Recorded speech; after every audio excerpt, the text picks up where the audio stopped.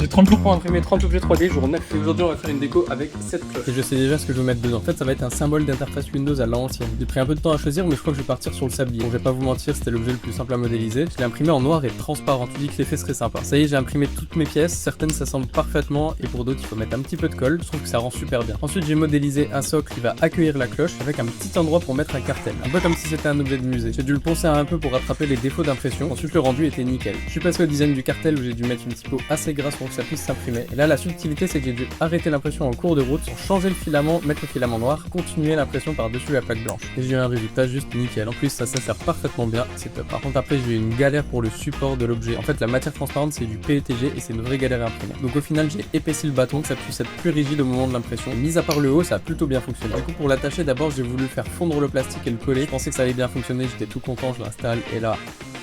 Et ouais, c'est la chute. Donc au final, j'ai mis de la colle forte, j'ai laissé sécher plus longtemps et ça a fonctionné parfait. Et voilà ma petite cloche, encore une rêve de geek, je suis trop content du résultat. Par contre, en fait, je sais pas si je préfère avec ou sans la cloche. Bref, j'attends vos avis pour savoir. Allez, pensez à vous abonner pour pas louper l'objet de demain.